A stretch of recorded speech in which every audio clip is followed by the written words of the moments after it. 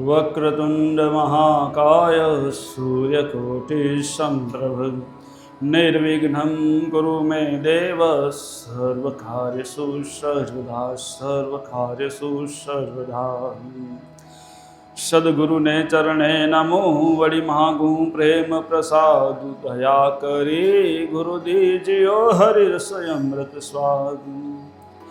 तो वणी सकूँ ना वर्णवी मर सदगुरु तणु स्वरूप बुद्धि मन पहुँचे नहीं वड़ी उपमा रही तय रूप। तो प्रथम पूर्ण प्रेम थी वंदु सदगुरु चरण ताप टळे संसार ना वड़ी मटे जन्म ने मरण। बोलो सदगुरु देव की जय। निष्कलंक नारायण भगवान की जय। गुरु महाराज चरणों नमस्कार।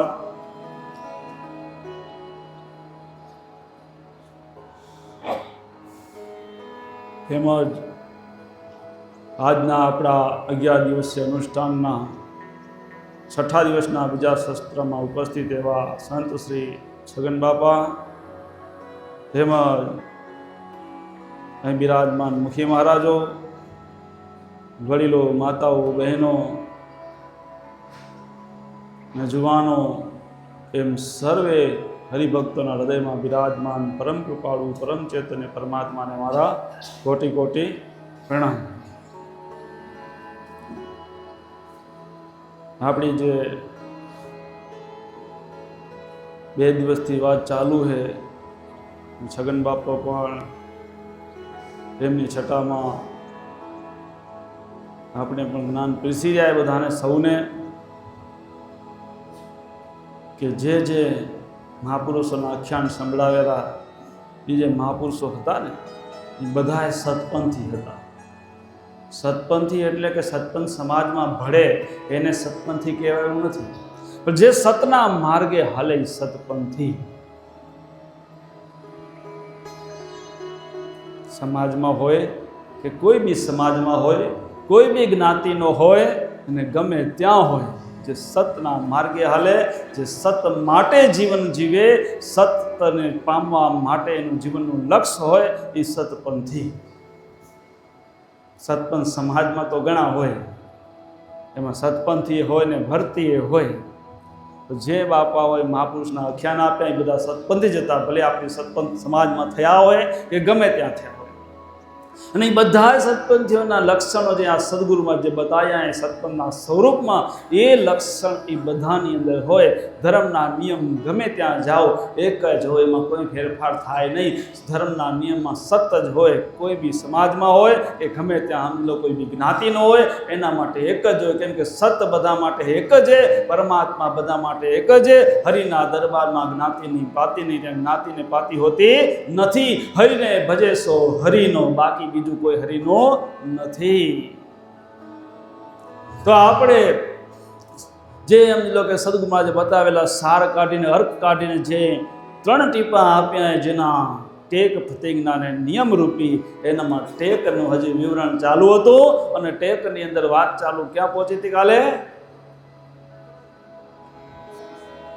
મોક્ષની વાત ચાલુ હતી। જો મોક્ષ જોઈતો હોય તો મોહનો ક્ષય થાય તો મોક્ષની પ્રાપ્તિ થાય। અને એમાં ચાલુ હતી વાત કે જ્યાં આશા તેવા વાસા। વાત થઈ હતી ને કાલે?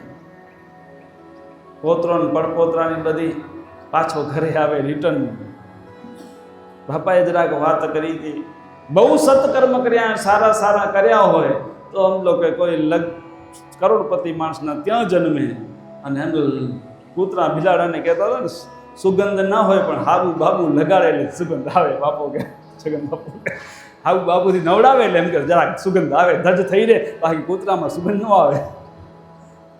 એ બાપાની વાતો હતી। તો એમાં આપણે પણ જે આશા તેવા વાસા, જ્યાં આશા રહી જશે ત્યાં વાસ થશે। આ બધી આશાની આસક્તિ તોડવાની હોય અને આશાની ગ્રંથિ તોડી અને એક જ આશ રાખવાની છે, સ્વ સ્વરૂપને ઓળખવાની। સ્વને ઓળખ્યા તો પરમાત્માને ઓળખ્યા। કેમ કે આપણામાં પરમાત્મામાં કંઈ ફરક છે જ નહીં। પરમાત્માને આપણે એક જ સ્વરૂપે કેમ કે સદગુરુ મહારાજ પોતે કીધું હે કે તું હી ઘોર, તું હી નર, તું હી અવિનાશી, જુઓ જુઓ જ્ઞાન વિચારી હો સ્વામીજી, તું પોતે જ ઘોર હો, તું પોતે જ નર હો, તું પોતે જ અવિનાશી, પણ જ્ઞાન વિચારીને જુઓ હો સ્વામીજી. સ્વામી કીધું. સ્વામી એટલે બધાથી મોટામાં મોટો જે પરમાત્મા, એને સંબોધીને સ્વામી. સ્વામી પણ તું પોતે હો, બીજે ક્યાંય ગોતવા જવાની જરૂર નથી. તો એ સ્વામી, એ પરમાત્માને આપણામાં ફરક નથી બતાવી દીધો એને કે તું ઘોર એટલે હું આવું એમ નહીં, હું ને તું બે એક જ. એમ સદગુરુ મહારાજ કહેતા, તારામાં ને મારામાં કોઈ ફરક નથી. અને નર એટલે વિષ્ણુ, તું જ વિષ્ણુ હો, અવિનાશી એટલે પરમાત્મા, તું જ પરમાત્મા હો. પણ જુઓ જુઓ જ્ઞાન વિચારી હો સ્વામીજી, જ્ઞાન વિચારીને જુઓ કે અંદર શું પડ્યું, વધારાનું કાઢી નાખો, બાદ કરી નાખો, તો તું પોતે જ પરમાત્મા હો. તો એક સાધુ હતા. એ સાધુનું જીવન તો પરમાત્માની પ્રાપ્તિ માટે જ હોય. જગતના કલ્યાણ કરવા પોતાનાથી થાય એટલો પરમાર્થ કરે અને ભક્તિ કરે, અને આખરે પરમાત્મા સુધી પહોંચવા માટેની મહેનત હોય એના જીવનની. બીજું એનું જીવનનું લક્ષ્ય હોય નહીં. હવે સાધુ હતા, જંગલની અંદર રહે અને ભક્તિ કરે, જોગની ક્રિયાઓ કરે. આમ કરતા કરતા દિવસો વીતતા હતા. પણ જ્યાં બી હોય ત્યાં આ પેટનો ખાડો તો ભેગો જ હોય. એના માટે સમજી લો કે રોજ શેર મુઠ્ઠી જોઈએ, એ તો એમાં કંઈ ફેર પડે નહીં. તો એ સમજી લો કે રોજ સગવડ કરવી પડે. અને સગવડ જંગલની અંદર સમજી લો કે કરવી હોય તો ક્યાંથી થાય? બજારમાં આવવું પડે સગવડ કરવા માટે, જંગલમાં હોય નહીં. તો એ જંગલની અંદર સાધુ કને રાશન પાણી ખૂટ્યા હશે. રાશન પાણી ખૂટે એટલે બજારમાં આવવું પડે. બજારની અંદર આવી અને એક કિરાણાની દુકાને ગયા, રાશનની દુકાને જઈ અને વેપારીને ત્યાં બધાએ ડબ્બા હે ને વેપારી ભરી મૂક્યા હતા. કેમ કે અત્યારે તો બધી દુકાનો, બધી વીઆઈપી અને હવે ધાબાવાળીને પાક્યું થઈ ગયું. પહેલાં બધા શું કે દેશી નળિયાવાળીઓ હોય ને હંચાડેલી હોય તો ઠીક, ન તો નીચે અંદર પાણીએ નીતરે પડ્યા, વરસાદ આવે તો ચુવાક પડે. એટલે પછી ધાનને હાંચવું પડે, નકો બગડી જાય. એટલે એને પેલા મોટા મોટા ડબ્બા હશે ને, ડબ્બા ભરી મૂક્યા. ઘઉં ને મગ ને ચોખા ને આપણે પીપળા કહીને એવા મોટા ડબ્બા ભરી મૂક્યા. ડબ્બા ભરીને ઢાંકી મૂક્યા. ક્યાંય ચુવાક બુવાક પડે તો વાંધો ના આવે, બગડે નહીં. એટલા હવે ડબ્બા પેક હોય એટલે ખબર ન પડે કે એમાં શું માલ હે. એટલે જઈને સાધુએ પૂછ્યું કે આ બધા આ ડબ્બામાં શું હે? કે આમાં તો મગ હે, આમાં શું હે? ચોખા હે, આમાં શું હે? બાજરો હે, આમાં શું હે? મકઈ હે, આમાં શું હે? જવ હે, આનામાં શું હે? કે રામ રામ. અરે રામ રામ કીધું એટલે સાધુ વિચારમાં પડી ગયા. આ મગ, ચોખા, જવ ને બાજરો ને મકઈ ને એ બધા નામ સાંભળ્યા. પણ આવડી રામ રામ વળી નવી વસ્તુ કઈ આવી બજારમાં? ક્યાં રામ રામથી ભર્યો હોય ડબ્બો. અરે રામ રામ એટલે શું? હવે રામ રામ એટલે વેપારીને પૂછ્યું સાધુએ કે આ રામ રામ વસ્તુ પહેલી વાર સાંભળીએ, કે આથી પહેલાં નથી આવડ્યું, આ કેવી વસ્તુ આવે છે બતાવશો? કે સાધુ મહારાજ, રામ રામ એટલે કે જે ડબ્બો ખાલી હોય ને, કાંઈ ન હોય એને કહેવાય રામ રામ, બીજું કાંઈ નથી, એને રામ રામ કહેવાય. અને તમે આમાં ઘણા વેપારી હશો, નહીં તો વેપારીના બાપા તો હશો, તો જો કે એમ લો કે પોતાની પેઢી હાજે બંધ કરીને આવે તો એમ કે બંધ કરીને આવે, એમ કે ના, શું કે કોઈ કે એટલે એરિયા પ્રમાણે નામ અલગ અલગ લે, પણ ઉત્તમ શબ્દનો ઉપયોગ કરે. કોઈ કહેશે વધાવીને આવે, કોઈ કહેશે સ્વસ્તિક કરીને આવે, કોઈ કહેશે મંગલ કરીને આવે, પણ નબળો શબ્દ વાપરે નહીં. પાછળની પેઢીનું નક્કી નહીં હો. કળજુગે કહેશે શટર ફગાવીને આવજો વહેલા આજે. હા, પાછળની પેઢીનું કાંઈ નક્કી નહીં. કેમ કે જેને સત્સંગમાં રંગ ના હોય એને આ બધા ઉત્તમ શબ્દો મળે નહીં. વિવેક એનામાં હોય નહીં. સત્સંગથી જીવનની અંદર વિવેક આવે ને વિવેક હોય તો જ ભક્તિ થાય. વિવેક વગર ભક્તિ થાય જ નહીં. માટે વિવેક જીવનમાં જરૂરી છે. અને એ જોઈતો હોય તો સત્સંગનો સંગ કરવાનો. તમે તો બધા સત્સંગનો સંગ કરો રહ્યા, એનો વાંધો નહીં, તમે વિવેકી હો, પણ તમારા બાળકોને સત્સંગનો સંગ કરાવજો, નહીંતર પાછળની પેઢીમાં વિવેક હાલ્યો જશે. આ જરૂરી છે. જો આનામાં હું જોઉં તો લગભગ ને અનુષ્ઠાનમાં પૂરેપૂરો તો એક જોડ જુવાન દેખાય રહી, બાકી બીજા વાળી જોડે ટુકડે ટુકડે ટુકડે જુવાન આવે રહા. તો ક્યારે કેમ કરવું જોઈએ, હાવું એ કેવું પડે. ભલે આખો કાયમ તમે એમ તો 365 દી ઘર હાંચવો રહો, પણ સમજી લો કે આ અનુષ્ઠાનનો દિવસ છે તો તમે સમજી લો કે જાઓ 11 દી જી આવો, સત્સંગ સાંભળી આવો અને અનુષ્ઠાન કરી આવો. 11 દી હું હાંચીશ તો પાછળની પેઢીમાં વિવેક તો રહેશે અને આપણું ગઢપણ સુખી તો થશે. કેમ કે આપણા બાળકોમાં જો વિવેક હશે, સંસ્કાર હશે તો આપણું ગઢપણ સુખી તો થશે. જો એનામાં વિવેક નહીં હોય, સંસ્કાર નહીં હોય તો એ કમાશે તો ખરો, રોટલા તો દેશે તો ખરો, પણ જે આપણે પ્રેમ જોઈએ બાળકોમાં, જે આપણે આશા છે એ પૂરી થશે નહીં. માટે બાળકોને સત્સંગમાં કેમ રંગવા, એને સત્સંગમાં કેમ જતા કરવા, એ વડીલોની જવાબદારી છે. એ પણ સદગુરુમાં જે આગળ કીધું હે પ્રતિજ્ઞામાં એ આગળ લેશું તો એ પણ જરૂરી છે. તો આ સાધુને કીધું કે આ જે ડબ્બામાં કંઈ ન હોય એને રામ રામ કહેવાય. અને આટલું જ્યાં કીધું ત્યાં જ સાધુ હે ને આમ સીધા પડી ગયા પટમાં આડા. અને આડા પડ્યા એટલે વેપારીને ચિંતા થઈ કે હમણાં બરાબર સીધા મહારાજ ઊભા હતા ને ઓચિકતાનું થયું શું મહારાજને, કે મહારાજ તમને શું થયું ઓચિકતાનું? કે અરે મહારાજ કે મને કાંઈ નથી થયું, મને આજે જ્ઞાન થયું. બીજું કાંઈ ને શું થયું? જ્ઞાન થયું. શું જ્ઞાન થયું? કે જેનામાં કાંઈ ન હોય ને એનામાં રામ હોય. આજે મને સમજાણ. એટલે આપણે ભક્તિ ગમે એટલી કરીએ, ગમે એટલી માળાઓ ફેરીએ અને ગમે એટલું કે શિબિરું ભરીએ, પણ અંદર જ્યાં સુધી ખાલી નહીં થાય, કામ, ક્રોધ, મોહ, અહંકાર, અભિમાન, મારું તારું, ઈર્ષા, XYZ ઘણું બધું પડ્યું હોય, એ બધો કચરો જ્યાં સુધી નહીં નીકળે ત્યાં સુધી આપણી માળાઓ કે જપ, તપ, સાધના, ધ્યાન ગમે કરો, રામ મળવાનો નથી. રામ એટલે ભગવાન જે આપણા ઈષ્ટ હોય એ, પણ એ મળશે ક્યારે? આ ખાલી થવું પડશે. અને આપણો ડબ્બો ખાલી કરી નાખજો. આ બધો કામ, ક્રોધ, અહંકાર, અભિમાન, મારું તારું, ઈર્ષા, દેખાય, XY જે કંઈ કચરો ભર્યો હોય એને ઠાલવી નાખવો પડશે. અને ઠાલવી અને શુદ્ધ થવું પડશે, ખાલી થવું પડશે. ત્યારે પ્રભુની પ્રાપ્તિ થશે. આજ એટલું જ કરવાની જરૂર છે. એ સાધુ સમજી ગયા કે આ વાત સાચી. સાધુ થયા તો શું થયું? સાધુમાં સમજી લો કે હવા ભરેલી હોય, મારા જેવું બોલતા કેને ના આવડે તો એ નપાસ. હા, સાધુઓ શું થયું? સાચી વાત ને. ભગવાન પહેર્યા પણ દિલડો જો ભગવાન રંગાણો નહીં, લુગડા રંગેથી કાંઈ પતે ખરું? ન પતે. લુગડા રંગેથી ન પતે. જે આપણું દિલ રંગાવવું જોઈએ, આપણું મન રંગાવવું જોઈએ પ્રભુમાં, ત્યારે સમજી લો સાચો રંગ તહીં લાગે. બાકીનો અવર રંગ બધો કાઢી નાખવો પડે વધારે. હવે આ કાર્ય બધાને કરવું પડે. સાધુ હોય તોય ભલે અને તમે આમ જનતા હોય તોય ભલે. કાયદો બધા માટે હરખો એવું ન હોય. એટલું ખરું કે જેને સમજણ વધુ હોય ને એ ભૂલ કરે તો વધુ દંડ પડે. એટલે કદાચ સમજી લો કે અજ્ઞાન હોય અને સમજી લો કે એ ભૂલ કરે તો એને હજી રાહત પણ થાય, પણ જો સમજણ વધારે હોય તો વધુ દંડ પડે. એટલે પહેલાં તો અમને પકડે. જો અમે તમને મીઠું મીઠું લાગે એવું કહીએ, અખર અખર લાગે એવું, અમારું પૂછાણું થાય કે ન થાય? કે તમને એમાં શું કરવા બેહાર્યા હતા? બધાને સમજો રાજી કરવા બેહાર્યા હતા કે સત્ય કહેવા બેહાર્યા હતા? સાધુની ફરજ એ સત્ય કહેવાની. એટલે જ ગુરુ કે સિર ગાંઠડી, સેવક કે સિર ભાર. ગુરુ કે સિર ગાંઠડી શેની? સત્યનો માર્ગ બતાવવાની જવાબદારી રૂપી ગાંઠડી એ. અને સેવકમાંથી ભાર કેનો હોય? સત્યના માર્ગે હાલવાનો ભાર સેવકમાંથી.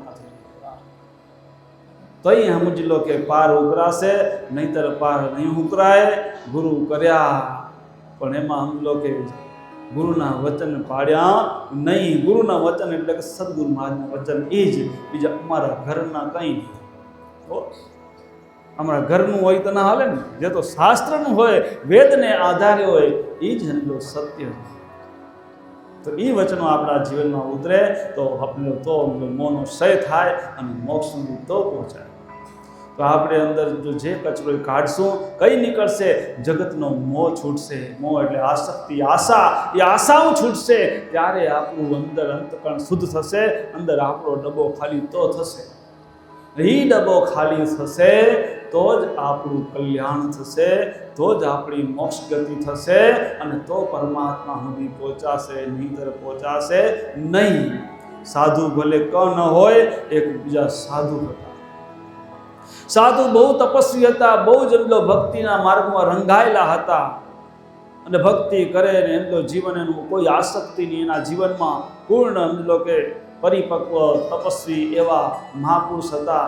અને એમને એમના શિષ્યને કીધું કે મારો સમય આવશે એટલે હું જ્યારે આ દેહ ત્યાગીને પ્રભુના ધામમાં જઈશ એટલે પાછળ એના નિશાની રૂપ તમને અહીંયા ઘંટા નાદ સંભળાશે, દુધુંબી સંભળાશે.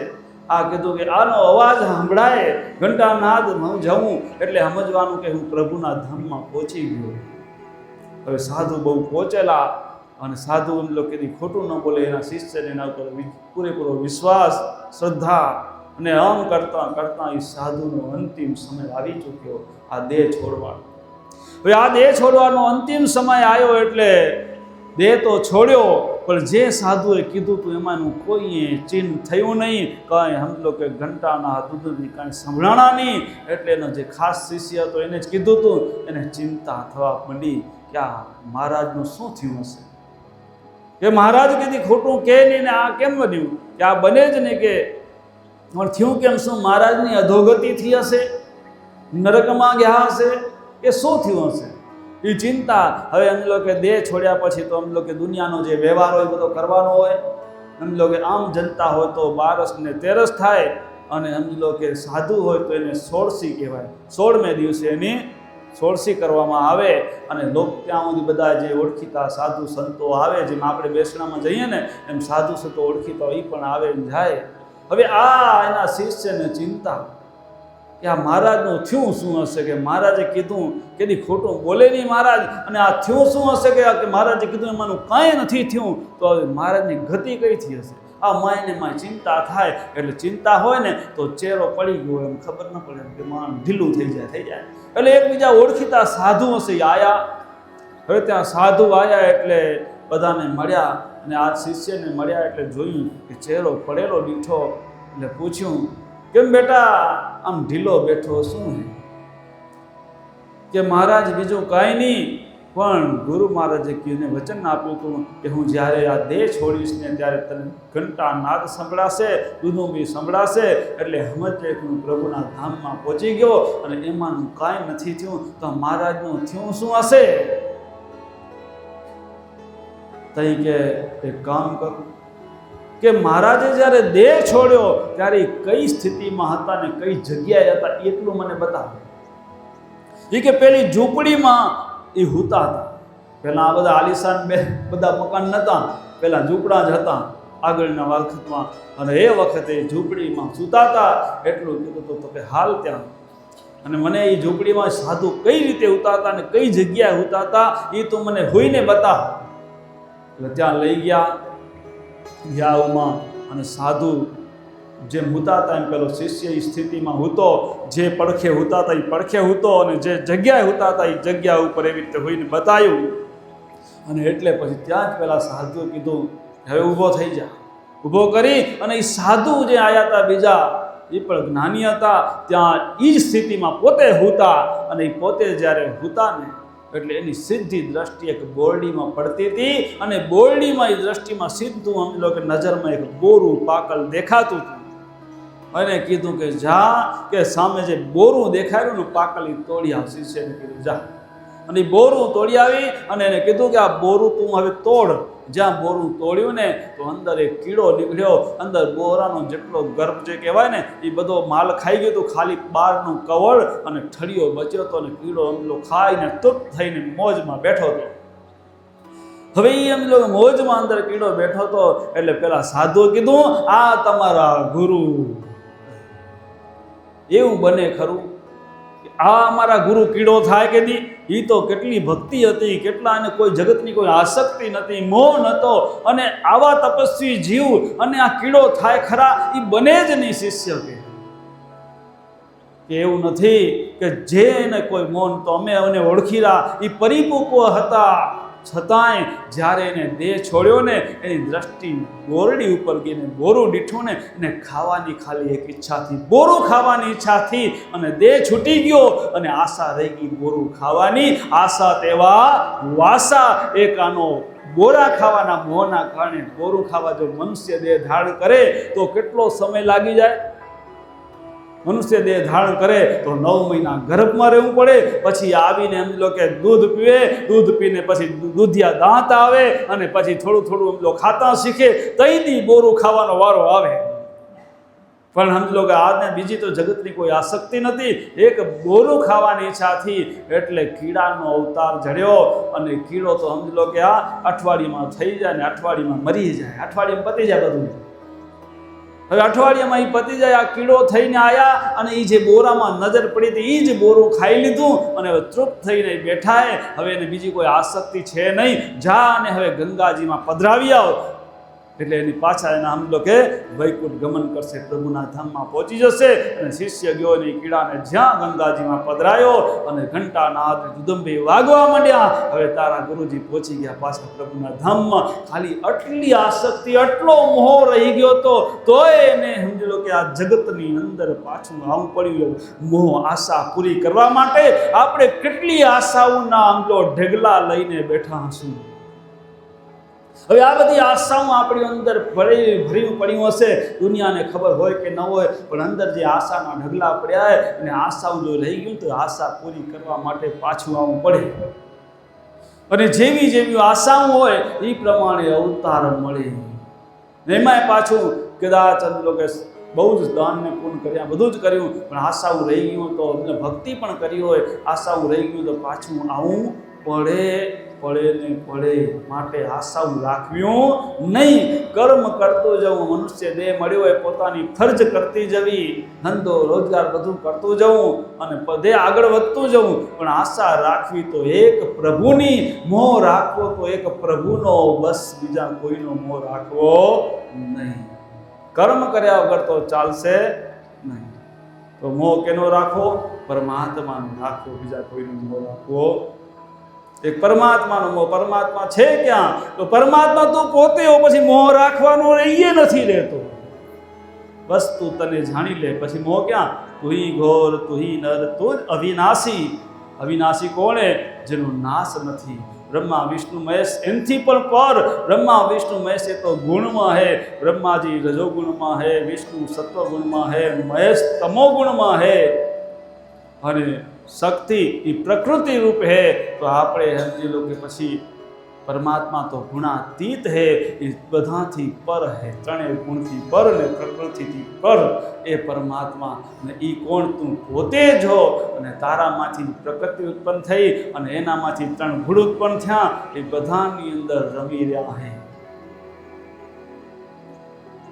તો એ આપણી અંદર 3 ગુણ છે બધાની અંદર. એ 3 ગુણમાંથી જો એકાદું ઓછું થાય તો આપણું વિસર્જન થઈ જાય.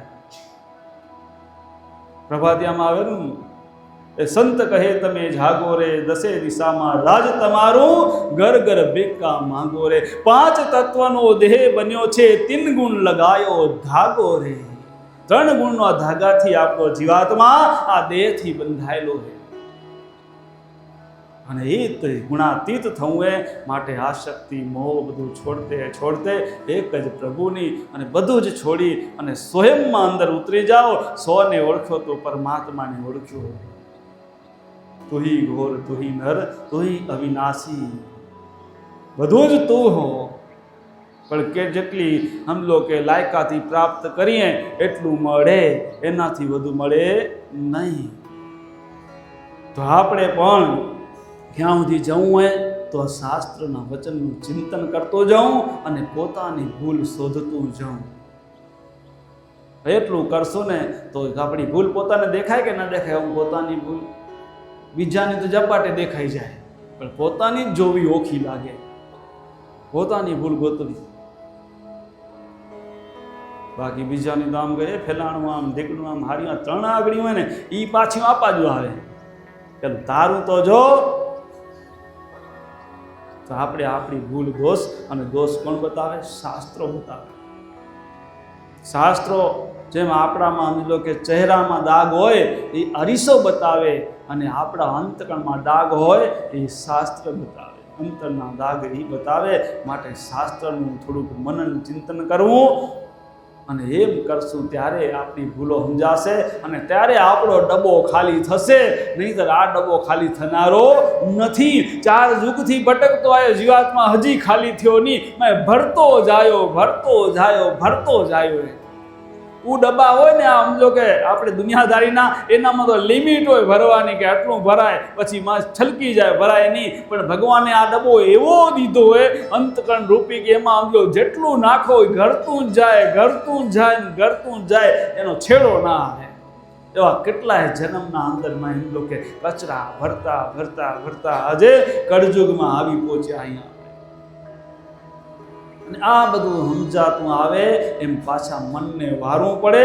નહીંતર ખાલી માળા ફેરી નાખીએ, પૂજામાં જઈને પ્રસાદી ખાવી આવીએ, એનાથી પતે નહીં. આપણે એમ કે અમે તો દર ગુરુવારે પૂજામાં પહોંચી જઈ રહ્યા, અમે તો રોજ ગુરુમાં જે કીધી એટલી માળા કરી નાખી રહ્યા.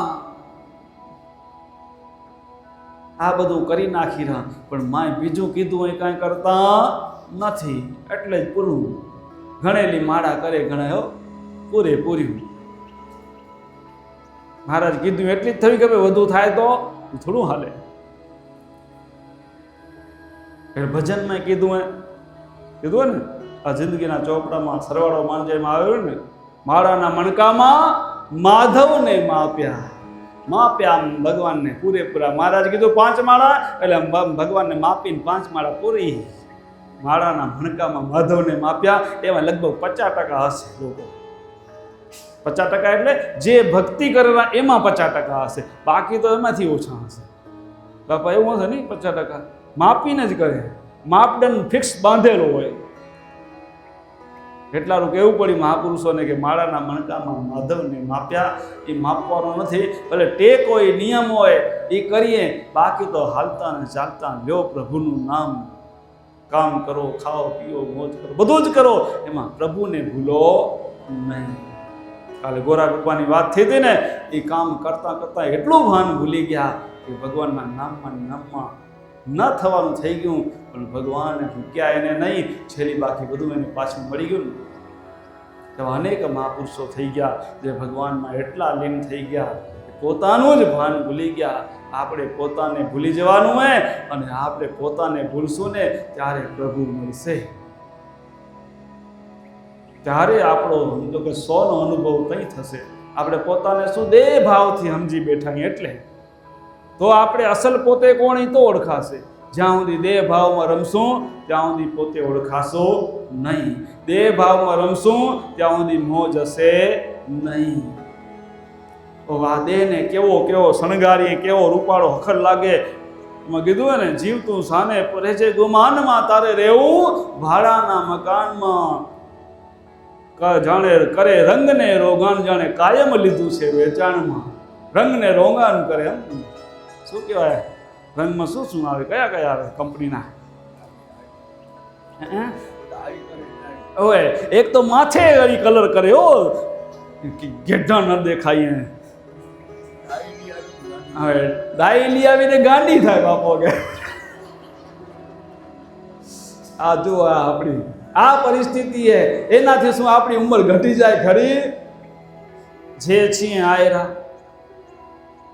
મને એક ભાઈ કહેવા માંડ્યા, મહારાજ તમને દાઢીમાં ધોળા દેખાયરા, ડાઈ થોડી કરી નાખો તો હખર રૂપાળા લાગો કે. મેં કીધું જે છું તેવો, એમાં શું ફેર પડનારો? મને ડાઈ કરીમાં મને કાંઈ ફાયદો ખરો? ફાયદા વગરનો ધંધો કરવો શું કામ? તમે કહેતા હો તો અનુષ્ઠાન કરી હાલો ભાઈ છે, એમાં કાંઈક આપણે વળતર આવશે, એ ભેગું પાછું બંધાશે. બાકી ગમે એટલા બારે ડાયું કરીને, ગમે એટલા રૂપાળા થઈને, ગમે એટલા મેકઅપ કરી ભેગા હાલશે નહીં.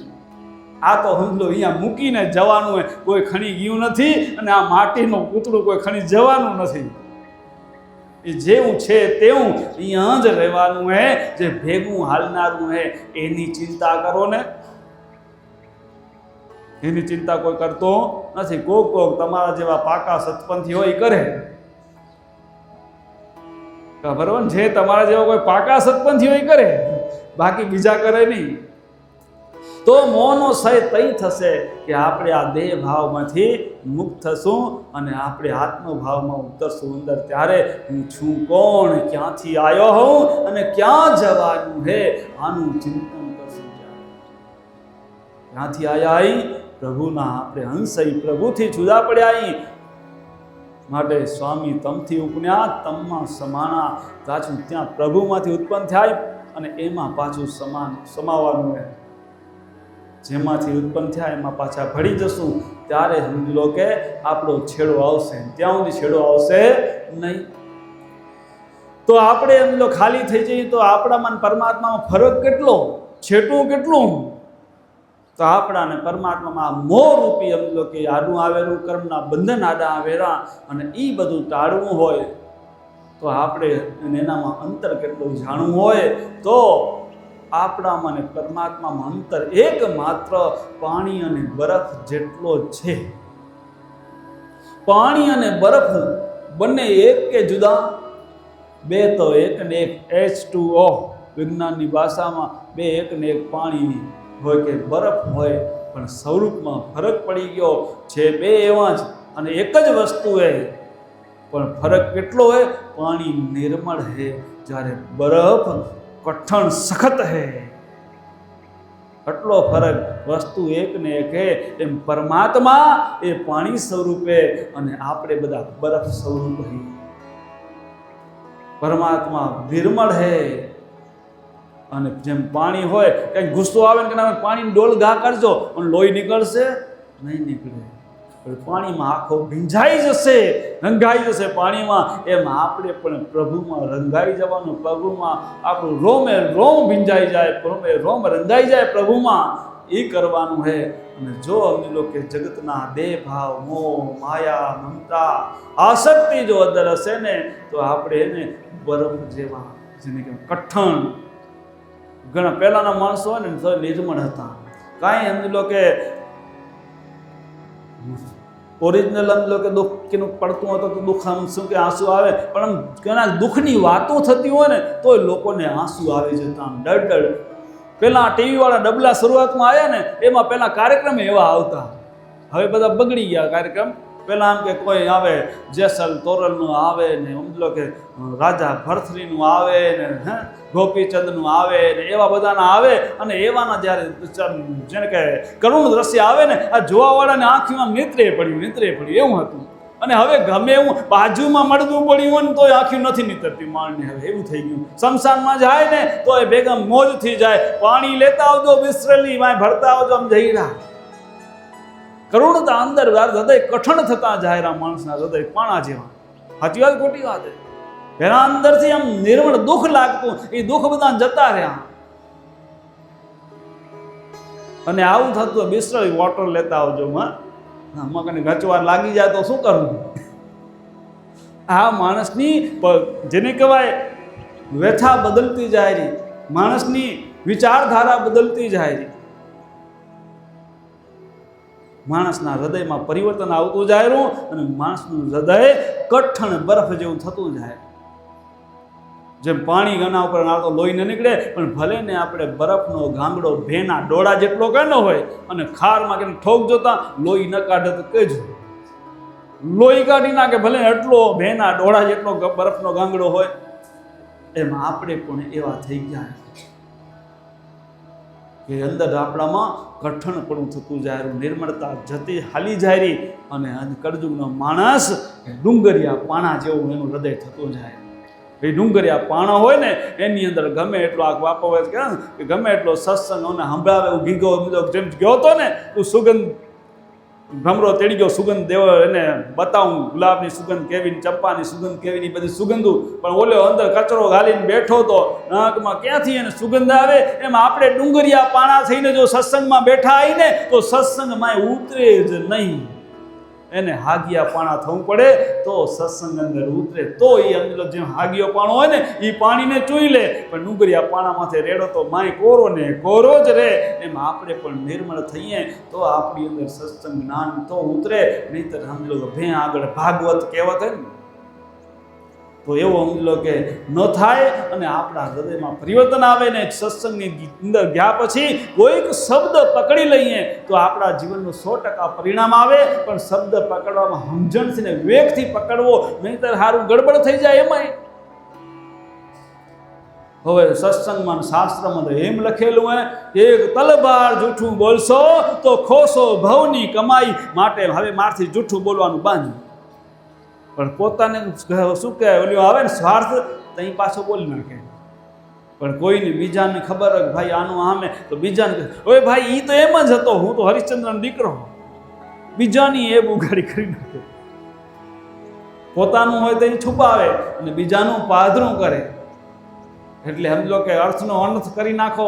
સત્સંગમાં ગયા પછી તો લોચો પડે, કોઈ પાછા કર્મના બંધનમાં બંધાતા જઈએ.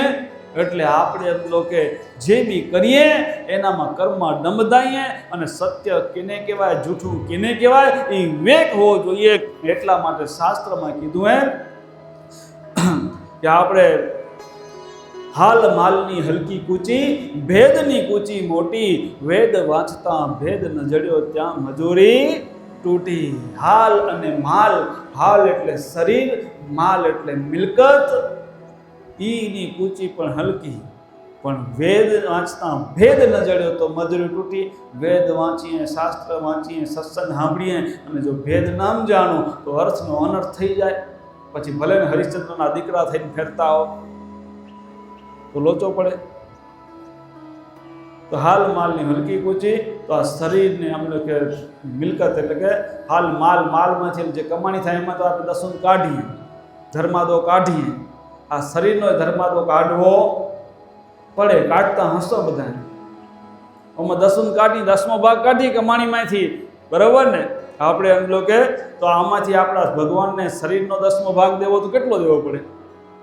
10મો ભાગ શું કાંટો વજન કરીને પછી બાકીનું કાપી દેવાનો, એક હાથ કે એક પગ?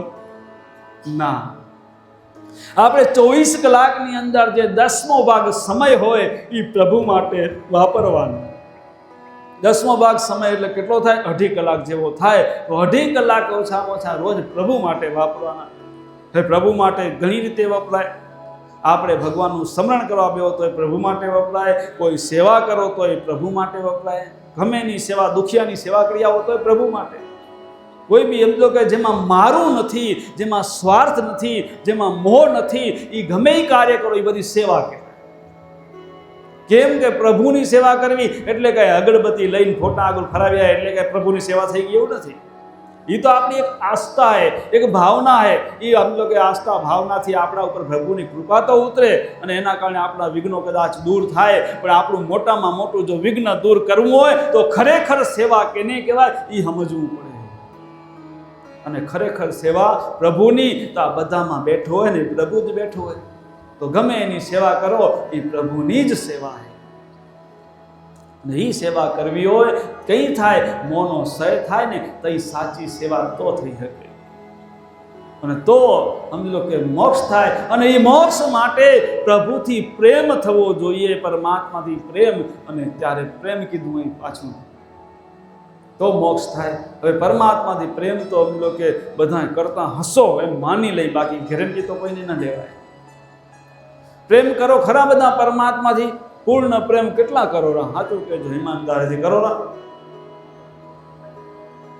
કેટલાને પરમાત્માથી પ્રેમ હે?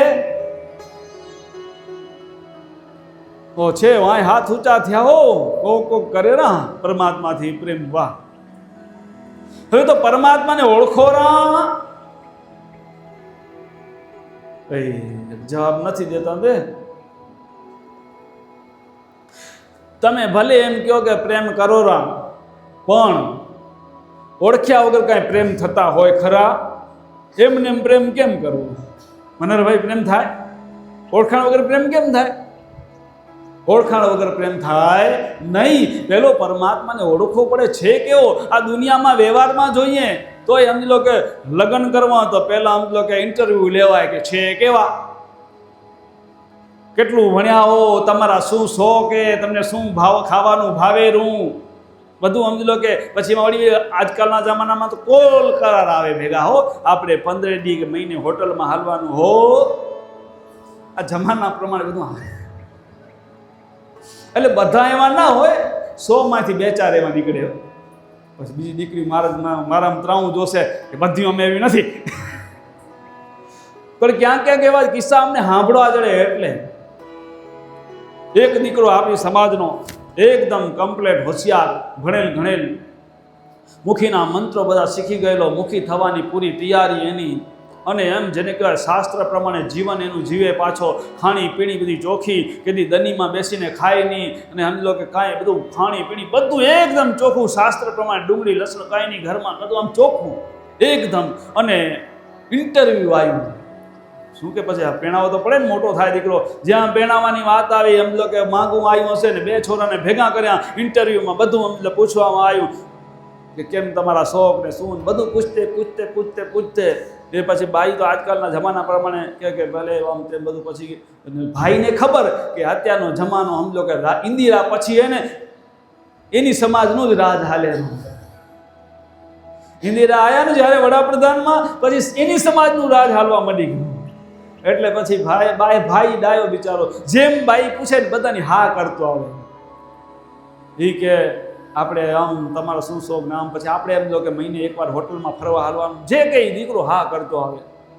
દીકરો એટલો હા કરતો આવ્યો, બધી હા કરતો આવ્યો. પછી છેલ્લે દીકરાએ એટલું કીધું ખાલી કે જો તમે જે કહો બધું બરાબર, તમે હોટલમાં કહેવા તો તમે કહેવા તો હોટલમાં હાલીશ, મને કાંઈ વાંધો નથી, અને તું કઈશી ખવડાવીશ, હું તારી બાજુમાં બેઠો હોઈશ, પણ હું હોટલનું નહીં ખાઉં. એ ભાઈ બધી હા કરી, તું જે કહીશી બધું કરીશ, ખાલી હોટલમાં હાલીશ, હોટલમાં તને ખપશે ખવડાવીશ, તારી બાજુમાં બઈશ, પણ તને હું નહીં ખાઉં. ભાઈ નપાસ થઈ ગયો એટલામાં. અને આ સતપંથી, આપણે સતપંથના દાખલા એવા ઘણા દાખલા મારા કને, નામ એડ્રેસ ન દેવા કે ના. તો આ સમાજ આપણે કઈ દિશામાં જઈ રહ્યા વિચાર તો કરો. આ પાસિંગનું હોટલમાં ખવડાવવા તૈયાર હો, ખાલી હું નહીં ખાઉં, એટલામાં નપાસ થઈ ગયો ભાઈ. આવી પરિસ્થિતિ થતી જાય રહી તો એમાં ક્યાં ધર્મ ઉતરનારો હોય, એમાં ક્યાં સંસ્કાર આવનારા હોય. અને એટલે મારે સમજી લો કે એ ચિંતા છે કે ભવિષ્યના બાળકોમાં નાનપણથી સંસ્કાર નાખજો ધર્મના, નહીંતર પરિસ્થિતિ બહુ ભયંકર આવશે આગળ જતા. આવા કિસ્સા, આવી ઇન્ટરવ્યૂ આવા બનવા માંડી ગયા કિસ્સાઓ. હવે એ ભક્તિના માર્ગમાં રંગાય ખરા?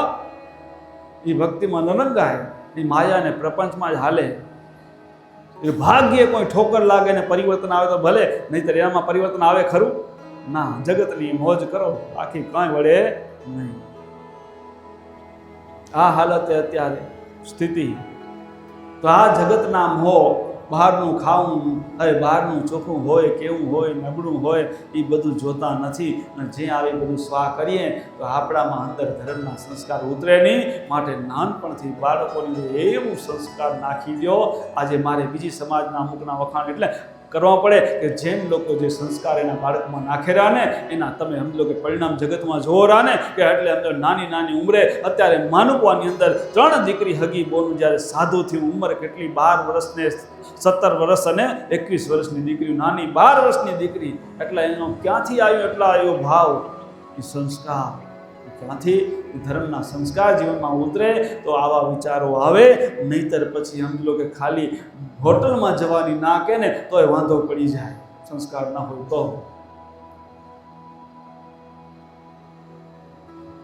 તો સંસ્કાર પહેલા જરૂરી છે. અને આ નાનપણ સંસ્કાર આપજો બાળકોને, તો તમારું ઘડપણ સુખી થશે, તો સમાજ ઉજળી થશે, અને ધર્મ તો ટકશે, નહીતર ટકશે નહીં. અને તો ભગત પાકશે, તો સાધુ પાકશે, તો સંતો પાકશે, નહીતર પાકશે નહીં. ભવિષ્યનું ચિંત. અને છેલ્લી બાકી બીજું કાંઈ નહીં થાય, આપણું ગઢપણ તો સુખે જશે ને, સંસ્કાર હશે બાળકોમાં તો, નહીંતર એમાંય વાંધું, આપણા ગઢપણમાં ઉપાધિ હશે. આ સંસ્કારની જરૂર. એટલે તો આપણે એમ લોકો ભગવાનનો ભાવ હશે, ભગવાનમાં પ્રેમ હશે, અને તો સંસ્કાર હશે તો એ બધું આવશે. અને જો ભગવાનમાં ભાવ પ્રેમ હશે, અને ભગવાન ક્યાં હે, તો ભગવાનના સ્વરૂપ શું હે એ બધું સમજાશે, ત્યારે થશે.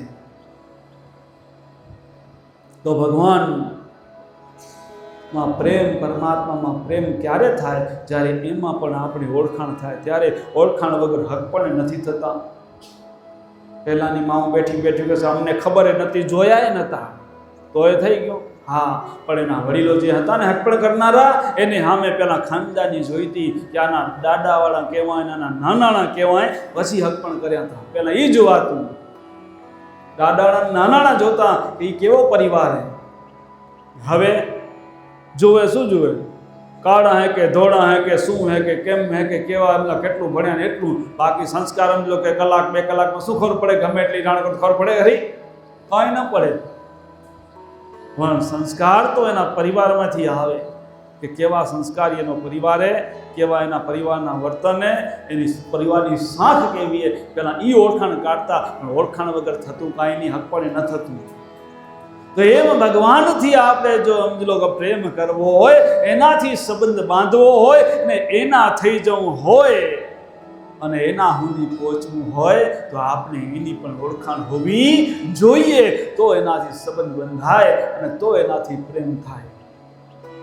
તો પરમાત્મા છે કેવો, અને એ સમજવા માટે જ્યારે આપણે એક મહાભારતનો દાખલો લઈએ કે મહાભારતની અંદર જ્યારે કૌરવો અને પાંડવો વચ્ચે જ્યારે યુદ્ધ થયું અને યુદ્ધની અંદર જ્યારે સામસામા આવી ગયા, અને એ વખતે પહેલું જ ભગવાન કૃષ્ણ સારથી હતા અર્જુનના. એટલે ભગવાનને કીધું કે આ રણભૂમિની વચમાં મને રેલો રથ લઈ આલો, મને જોવા દો સામે છે કોણ બધા. રણભૂમિની વચમાં મધ્યમાં રથ લઈ ગયા. અમે જોયું, નિરીક્ષણ કર્યું કે અમે કોણ કોણ હે. અમે જોયું તો બધાએ ક્યાંક ના ક્યાંક છેડા છબતા જ હતા. કોઈ ગુરુજનો હતા, કોઈ પૂજનીય હતા, કોઈ વડીલો હતા પોતાના, કોઈ મામા, કોઈ માસા, કોઈ માસી, કોઈ પિતરાઈ ભાઈ ને બધા હગા વાલા જતા છેડે છેડે બધાએ કાંઈક ને કાંઈક છેડા. એ કે આ બધાએ મારા ગુરુજનો અને વડીલો ને બધા ક્યાં, એને મારીને મારે રાજ જોઈતું નથી. અર્જુને હથિયાર મૂકી દીધા હાથમાંથી કે મારે રાજ જોઈતું નથી. ભગવાન કે તારે રાજ માટે યુદ્ધ નથી કરવાનું, તારે યુદ્ધ કરવું શેના માટે? તારે યુદ્ધ તો ધર્મને માટે કરવાનું હે. એ ધર્મના પક્ષમાં અધર્મી હતા, ધર્મના પક્ષમાં અધર્મી હતા અમે, પણ અધર્મી ભેગા ધર્મીઓ ઊભા હતા ને. એનામાં કૃપાચાર્ય હતા, એ ધર્મી હતા. દ્રોણાચાર્ય હતા, એ ધર્મી હતા. એનામાં ભીષ્મ પિતા હતા, એ ધર્મી હતા. એવા ઘણા બધા અંદર ધર્મી લોકો પણ હતા અને બાકીના વધારે હતા અધર્મી. હવે અધર્મને માટે, અધર્મના નાશ માટે યુદ્ધ કરવાનું હે. પણ સામે દ્રોણાચાર્ય છે, કૃપાચાર્ય છે, અમારા ગુરુ હે, સામે ભીષ્મ પિતામાં એ છે, અમારા દાદા છે, એનો એ બધા ધર્મના માર્ગે હાલ્યાવાળા. પણ એ ધર્મના માર્ગે હાલ્યાવાળા હે, પણ એ ધર્મના ટેકામાં ઊભા હે, માટે એનો પણ નાશ કરવો પડે. જો આપણે અધર્મને સાથ આપીએ તો સમજી લો કે ધર્મી હોય ને અધર્મને સાથ આપે તો એનો પણ નાશ થાય, એને પણ સમજી લો કે સજા મળે જ. અધર્મને સાથ દઈએ તો પણ નુકસાન તો ભોગવવું જ પડે. કે અમે અધર્મના રક્ષણ માટે અધર્મનો નાશ કરવો, એના માટે યુદ્ધ કરવું હોય. ભગવાને સમજાવવા માંડ્યા. અર્જુન સમજવા તૈયાર નહોતો. અર્જુન સમજવા તૈયાર નહોતો ત્યારે ભગવાને ગીતા સંભળાવવાનું ચાલુ કર્યું. જે અત્યારે આપણે ગીતા આમ લોકો ઘણા પાઠ કરતા હશે ને ઘણા તો કોર્ટમાં માથે હાથ રાખીને સોગન ખાતા હશે, પણ હળાહળ પછી ખોટું ઝાકલતા હોય. ગીતા માથે હાથ રાખીને કૌરો કે જે કહીશ તઈ હાથું કહીશ, હાથ ખણી લે પછી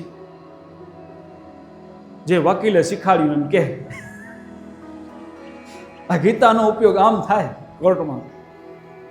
તો આપણે જે ગ્રંથ થયો, જે આપણે કૃષ્ણ ભગવાને અર્જુનને સમજાવવા માટે ગીતા સંભળાવી, ધર્મનો માર્ગ બતાવવા માંડ્યા કે ધર્મ કેને કહેવાય, અનિતિ શું, કેના અમે આપણે યુદ્ધ કરવું ન કરવું, કેનો નાશ કરવો, કેનું રક્ષણ કરવું, બધું સમજાવતા હતા. સમજાવતે ભગવાન થાક્યા. ત્યારે ભગવાને પછી પોતાનું વિરાટ સ્વરૂપ બતાવ્યું. અને ભગવાને પોતાનું જ્યારે વિરાટ સ્વરૂપ બતાવ્યું ત્યારે ભગવાનને અનેક મસ્તકો, અનેક હાથ અને અંગ અંગમાં દેવી દેવતા બતાવ્યા. કોઈએ ટીવીમાં જોયા હશે, કોઈએ ફોટામાં જોયું હશે, ભગવાનનું વિરાટ સ્વરૂપ જોયું ને બધાએ. તો એમાં કેટલા મસ્તકો હતા, અને સમજી લો કે મસ્તકો હતા કેવા, કોઈક મણ જેવા હતા, કોઈક ઋષિ જેવા હતા, કોઈક જનાવર જેવા હતા, કોઈક અસુરો જેવા હતા. તો હવે આપણે નક્કી કેમ કરવું કે ભગવાન છે કેવો? પ્રેમ કરવો તો પેલું નક્કી તો કરવું પડે ને, છે કેવા? હવે ભગવાન છે કેવા? શું માણ જેવા હે, ઋષિ જેવા હે, જનાવર જેવા હે, કે કેના જેવા હે ભગવાન? કે ભગવાન સમજી લો કે અસુરો જેવા હે. એમાં તો બધા મસ્તકો એવા હતા હે, એક મુખમાં હોય અંદર એ બધા હાલ્યા જાય જીવાત્માઓ, એક મુખમાંથી બારે નીકળેલા ને એવું બધું હતું ને. તો છે કેવા ભગવાન? અને ત્યાં ભગવાન એ કહેવા માંગતા હતા, આ જગતમાં જે કંઈ દેખાયું એ બધું હું જોઉં, મારા સિવાય કંઈ જ નથી. આ તો મૂળે માયા છે જ નહીં, પણ આપણે જ્યાં એમાં મોહ થયો અને એમાં ફસાણા, ત્યાં માયા ને બધું અંદર ઉત્પન્ન થયું. બાકી માયા છે જ નહીં. આ બધું જે છે ને પરમાત્માનું સ્વરૂપે, પરમાત્માના બે સ્વરૂપે, એક સાકાર અને એક નિરાકાર. જેને સાકાર કહેવાય જેને જોઈ શકાય, અને નિરાકાર એટલે કે જેને જોઈ ન શકાય એને નિરાકાર કહેવાય. પહેલાં તો નિરાકાર હતું, નિરાકારમાંથી પરમાત્માને ઈચ્છાથી અને અંગ થકી અર્ધંગના ઉપજી શક્તિને માયા પરવરી, અને પછી 14 લોક અને બધા દેવી દેવતાઓનું સર્જન પરમાત્માની ઈચ્છાથી થયું. પરમાત્મા નિરાકારમાંથી આ સાકાર સ્વરૂપ ધારણ કર્યું, અને એમાં પછી આપણે માયા મૂકી એમાં ફસાઈ ગયા. તો એ નિરાકારને પાછું પામવું હોય તો પરમાત્માને પ્રેમ કરવો પડે, અને નિરાકારને પ્રેમ કરવો, જેનો આકાર નથી એને પ્રેમ કેમ કરવો? તો નિરાકાર સુધી પહોંચવાને ધૂપના મંત્રમાં આવેલું કે ધૂપ જલે અગર જલે ભવની પીડા ટળે, દેવ જાગે દૈત્યો ભાગે, ધૂપ ત્યાં રૂપ દેવ ત્યાં પૂજા, અલખ નિરંજન નિરાકાર પછી અવર દેવની દૂજા. પછી કોઈ દેવી દેવતાનું પૂજન રહેતું નથી. નિરાકારમાં ભળી ગયા પછી પરમ શાંતિ, અખંડ શાંતિ મળે. ત્યાં સુધી પહોંચવાનો પંથ કાપવાનો હોય. આ બધા દેવી દેવતાઓ ત્યાં સુધી પહોંચવા માટેના પગથિયા છે. તો એ નિરાકાર તત્વ સુધી પહોંચવા માટે તો આપણે સમજી લો કે કેમ પ્રેમ કરવો? તો આ જે દેખાડા એ પ્રભુના સ્વરૂપ છે, પ્રભુના અંગ છે. આપણે બધા આપણું શરીર છે, તો આ શરીરની અંદર આપણે આ હાથ પગ આંગળી બધા આપણા આખા શરીરના અંગે, તઈ આખું શરીર પૂર્ણ થાય. એમ પરિપૂર્ણ પરમાત્મા જો આપણે કહેવો હોય તો કેને કહેવાય? તો બધી જ આત્માનો સરવાળો એટલે પરમાત્મા. હવે પરમાત્માને પ્રેમ કરવો હોય તો કેને છોડી દેવું? કેને છોડી દેશું તો પરમાત્માથી પ્રેમ થશે? હા, કોઈની ભૂલ હોય તો કેવી પડે? આપણે કંઈ હાથમાં લાગ્યું તો દવા કરવી પડે. એક હાથમાં લાગ દવા કરવી પડે ને, એમ કોઈની ભૂલ હોય તો કેવું પડે, ભાઈ તારી આ ભૂલ થાય રહી. પણ કેનાથી સમજી લો કે અંદરથી રાગ દ્વેષ રાખાય નહીં, કેનાથી વેરભાવ રખાય નહીં, કોઈને છેતરાય નહીં. કેમ કે બધા જ પરમાત્માના અંગ અહીં, આપણે બધા જ પરમાત્માના રૂપે. એટલારું જ કીધું હે મહાપુરુષો કે તુજમાં રામ મુજમાં રામ, સબ में राम समाया है, सबसे कर लो प्यार कोई नहीं पराया है. બધામાં પરમાત્મા છે. આ ભાવ થાય ને એ નિરાકાર સુધી પહોંચવું તો પહોંચાય. નકો જેટલું જેટલું કરશો એટલું મળશે, નિરાકાર સુધી પહોંચાશે નહીં. તો એવો પ્રેમ થાય, એવી ભાવના થાય, તઈ ત્યાં સુધી પહોંચી શકાય. અને એ સ્ટેપ બાય સ્ટેપ એ શાસ્ત્રો વાંચતા સમજણ આવતા આપણા જીવનમાં પરિવર્તન કરતા એ ત્યાં સુધી તઈ પહોંચાશે. આપણે એમને સમજો ખપેરું કે માથે મહારાજ હાથ મૂકે અને પતી જાય, એ પતનારું નથી. આપણે તો જીભના હવાથી જતા નથી, ક્યાંથી પતનારું?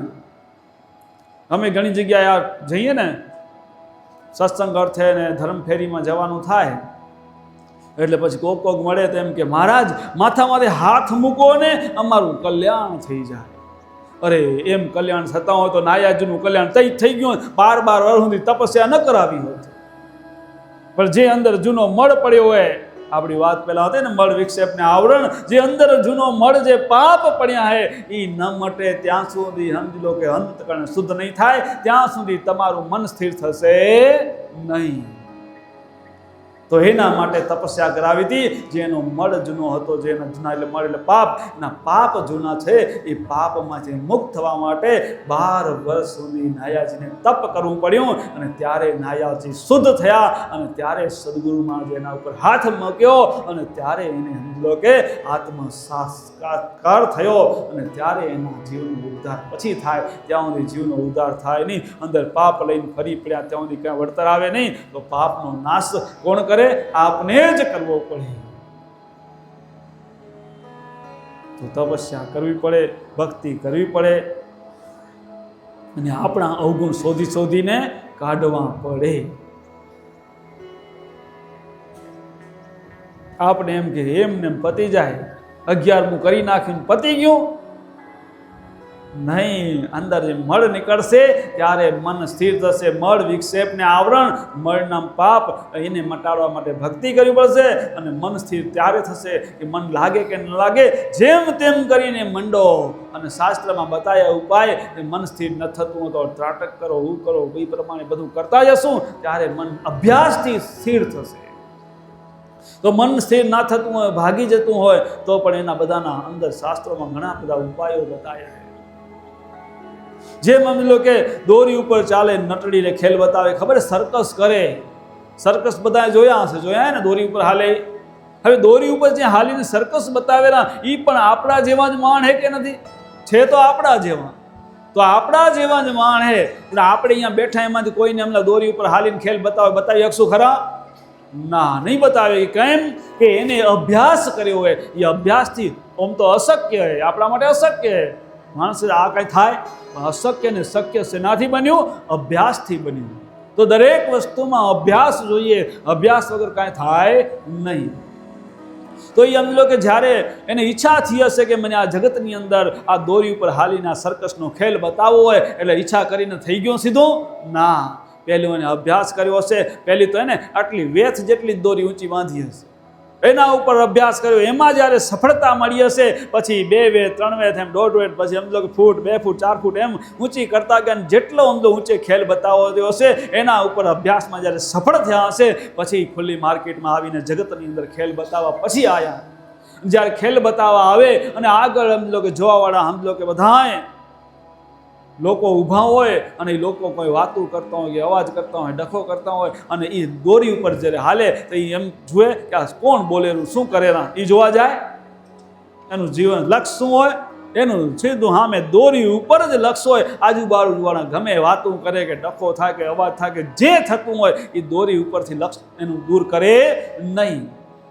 તો એનું દોરી ઉપરથી લક્ષ્ય દૂર ન થાય એમાં આપણે સમજી લો કે પરમાત્મા સુધી પહોંચવું અને મનને સ્થિર કરવું હોય તો એના માટે પણ અભ્યાસ કરવો પડે. મન ભાગી જતું હોય તો આપણે ત્રાટક કરવું પડે.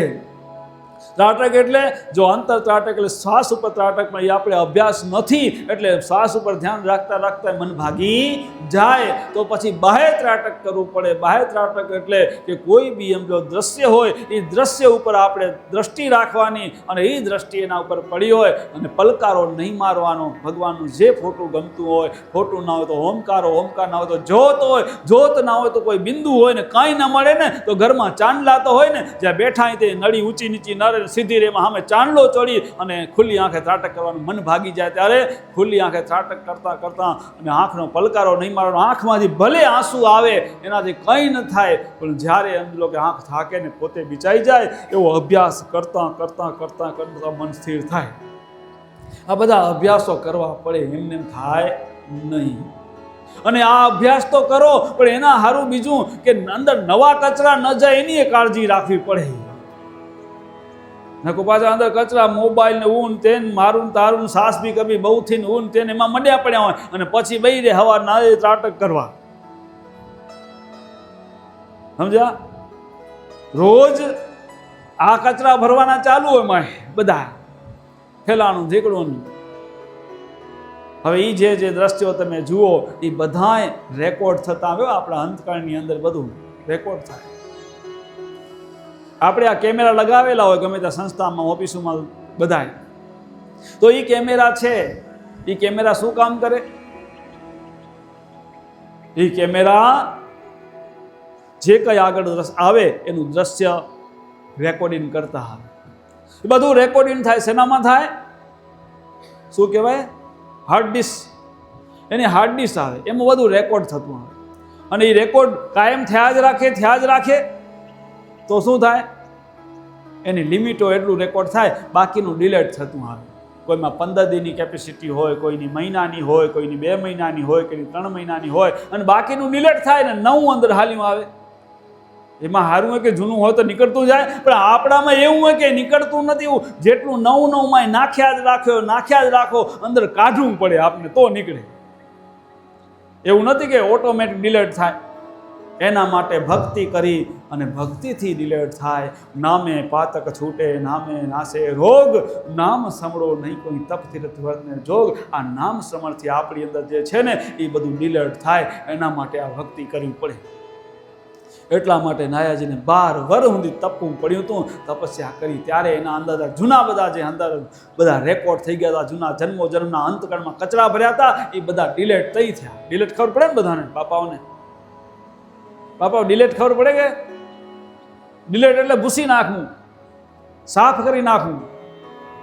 પાછું ઇંગ્લિશ શબ્દ આવે તો વળી લોચો પડે કે દોહા કહેશે, એ ખબર ન પડે. હવે ગોટાળો પડ્યો.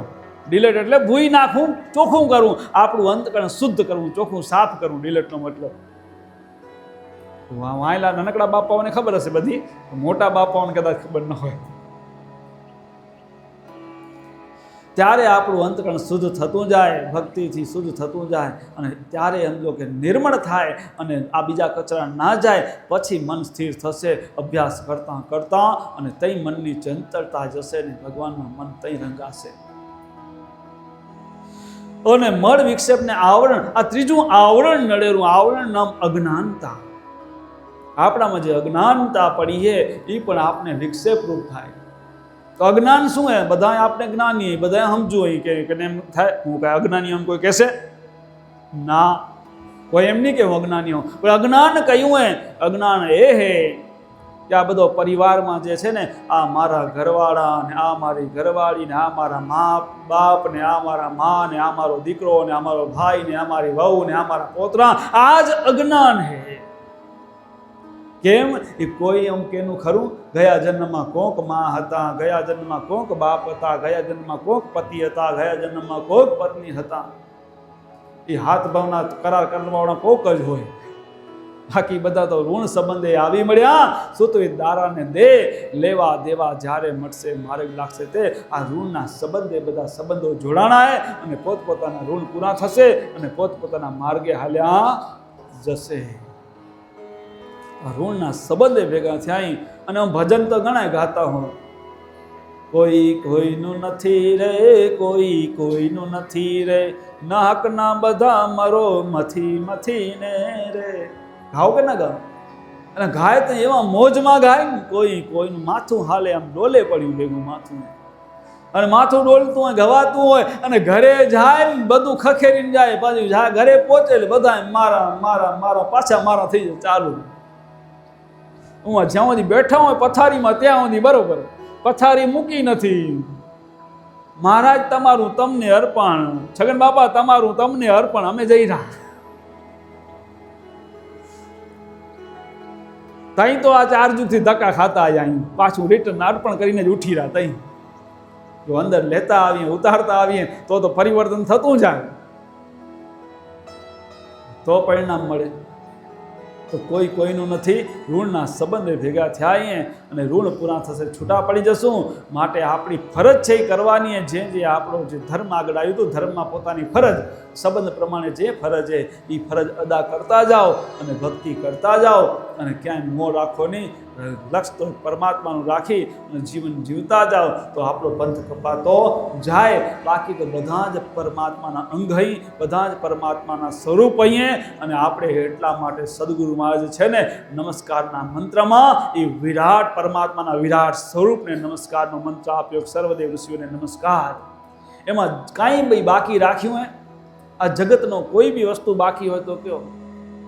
ચેતન્ય હોય તો એ ભલે, અને સમજો કે સ્થૂળ વસ્તુ હોય તો એ ભલે, જંગમ વસ્તુ હોય તો ભલે, થાવર જંગમ બધું જ લઈ લીધું એની અંદર. એવું કંઈ બાકી રાખ્યું નથી. એમાં ક્યાંય જનાવરને નમસ્કાર કર્યા? પશુ પક્ષીને કે નમસ્કાર કર્યા? ના, આપણે નથી દેખાતું. કેમ કે એનું ચિંતન નથી કર્યું કે એ શબ્દો શું કહેરા.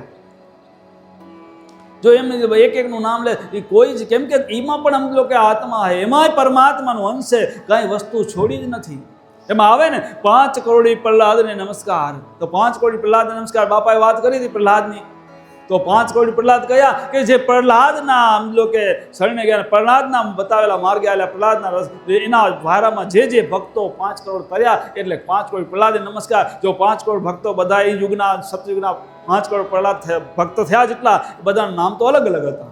હવે એમ બોલે તો પ્રહલાદ નમસ્કાર, રમેશભાઈ નમસ્કાર, છગનભાઈ નમસ્કાર, મહેશભાઈ નમસ્કાર, રમેશભાઈ, એ બધા નામ લેવા જાય 5 કરોડના તો કઈ મંત્ર પૂરો થાય તમારો?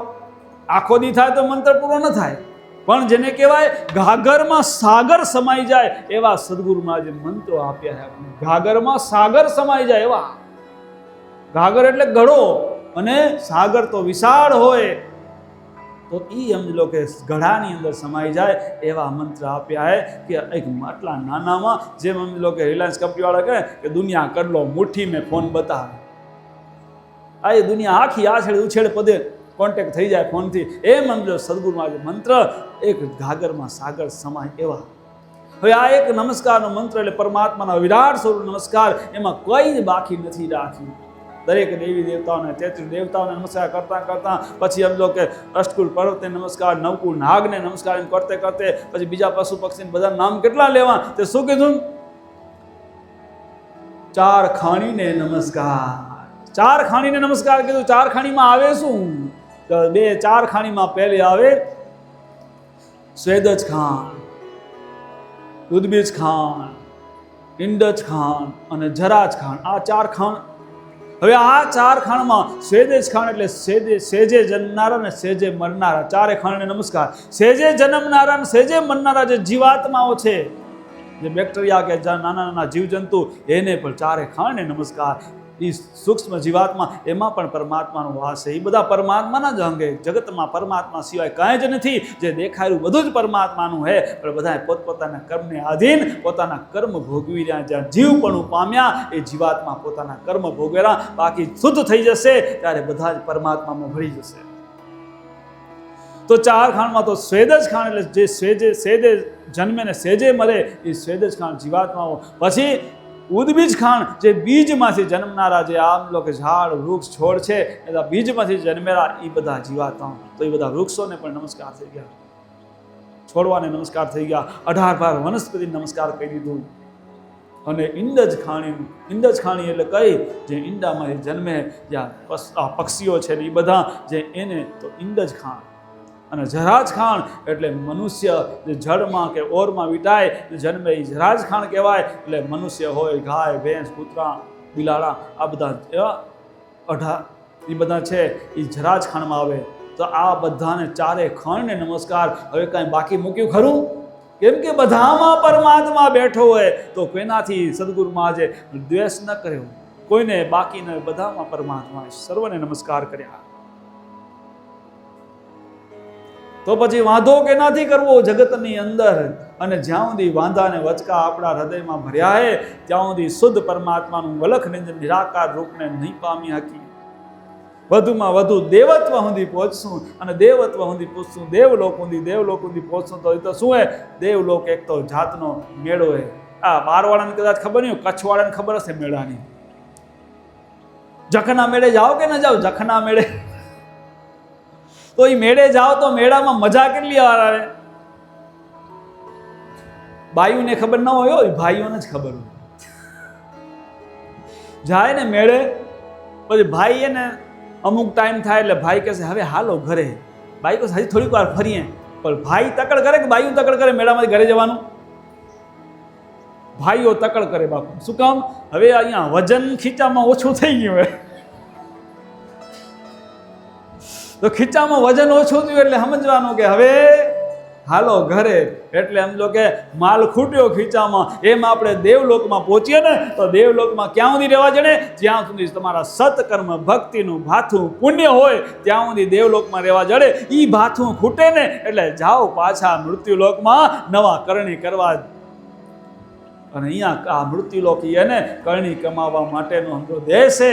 અને અહીંયાથી પાછા કોઈ બી દેશમાં દેવલોકમાં જાઓ કે ગમે એમ કે દેવી દેવતાના લોકમાં જાઓ, એમાં જાઓ તો હોય તો ત્યાં જેટલી કરણીઓ એટલા રાખે, પાછા જાય મૂકે મૃત્યુલોકમાં, વળી કર્મને આધીન અવતાર લ્યો અને નવી કરણી કરો ને આવાગમના ચક્રમાં ફસાવો.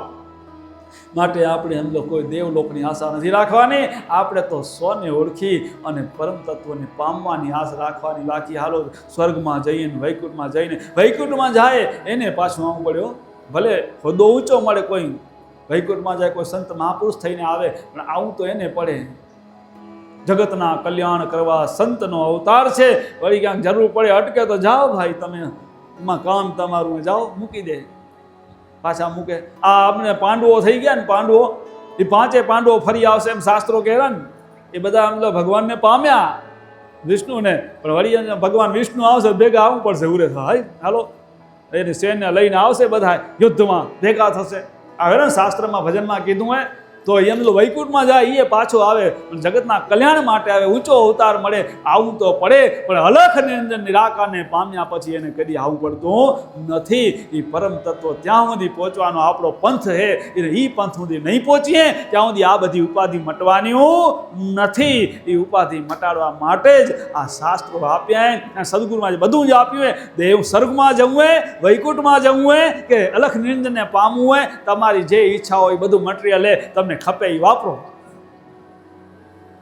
હવે તમારે ક્યાં સુધી પહોંચવું? તો આ પ્રેમ અને પ્રેમ પરમાત્માથી થાય તો આ રાગ દ્વેષ બધા મટી જાય અને પછી ભક્તિ છે એ નિરાકાર સુધી પહોંચાડે. રાગ દ્વેષ સાથેની ભક્તિ છે એ ક્યાંક ને ક્યાંક અટકાવે. અટકે બાપા? અટકે બાપુ કે અટકે.